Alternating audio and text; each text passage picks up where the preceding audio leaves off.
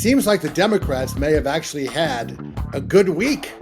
It seems like they might have actually been in array instead of disarray, as everyone's saying. And it looks like there may be some legislative wins with the so-called microchip bill, with part of Biden's Build Back agenda, which I think actually is a much more reasonable. This is something I would have supported, not the bonanza that was presented before. So my question for you is, do you think this is going to have an effect on the midterms? And what's your prediction for how the midterms are going to shake out in terms of who's going to control the two chambers? Well, I think if there is impact, it will be limited and negative because it's only going to increase taxes. It's going to increase closing loopholes. Inflation. Come on, it's going to increase. You can't argue against any of those. No, loopholes. it's not going. It's not going to close. The title is the Inflation Reduction Act. But the University of Pennsylvania has issued a study. Moody's Analytics has issued a study. Everybody's showing this is not going to reduce inflation. It is a lie to call it the Inflation Reduction Act. That's a lie. Just like the fact that Brian Deese, who's the economic chair for Joe Biden, has said the definition of recession is not, 2 quarters. They're lying to us. So this bill it's going to increase corporate taxes. And what does that do? It increases the consumer cost that the consumer has to pay. So it's going to make I believe it's going to make inflation worse. It's going to hurt people. And inflation is the number one issue on people's minds right now. The fact that we have credit card debt is increasing at a rate not seen in 20 years. And CNBC reported that 61% of Americans are living paycheck to paycheck. So I think it's totally tone deaf and it's a waste of money. And I agree with you that Mitch McConnell got totally played, but he shouldn't have been playing with fire to begin with. He shouldn't even agreed to do the microchip bill. That was such a corporate giveaway. But you're right in that respect that he looked like a fool. Yeah, there was a lot to unpack. First of all, the microchip bill was basically marketed as an anti-China bill, which is incredibly shrewd marketing. So once that happened, there was no way that wasn't going to pass. And we can debate the merits of the bill, but there was no that was a slam dunk once that happened. And again, going back to I think a minimum tax is something I've always thought is very fair. I don't think corporations should be paying no taxes. Just like I think the fairest way to do it would be to have a 30% minimum personal tax and a 15% minimum corporate tax. The corporate tax was lowered from the statutory rate was lowered from 35 to 21% during the Trump administration. Now, I did not, but they got rid of the alternative minimum tax. And by the way, the U.S., what matters is the effective tax rate, not the statutory rate. Yes, we had one of the highest statutory rates in the country, but our effective tax rate was right around the average of most industrialized nations, which is about 19%. So this was a giveaway. I've said it, I was for closing loopholes, but not a corporate giveaway. So having a minimum tax, I think, is very, very fair. And I don't think anyone is going to dispute that. Yes, you can say it's going to raise taxes, but if raising taxes is make corporations who aren't paying any pay some, I can live with that.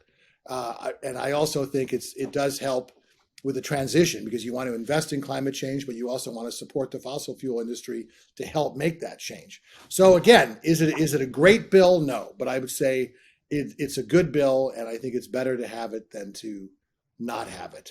And what about control of the chambers? How do you think it's going to shake down? Oh, I ignored that question because I don't want to be on record. You caught me. No, actually, I forgot. Look, after Trump won the nomination, I don't know if you know this, it was actually the last episode of the Ed Schultz Show on MSNBC. I was a guest in 2015 before the show was canceled. I had nothing to do with it being canceled. I just happened to be on the show.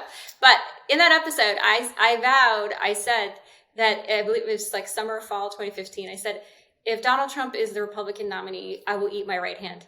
Held up my right hand. And then obviously I was wrong.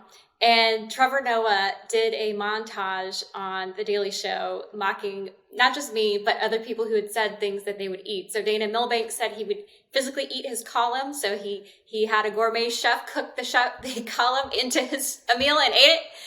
There was another guy from CNN who said that he would eat his shoe So what I ended up doing was I got a large cookie and I put my right hand on it and I ate it. So I did eat my right hand. I just didn't specify in what dimension. But at any rate, that caveat, I think and the thing is, we're 100 days out now, or a little under 100 days.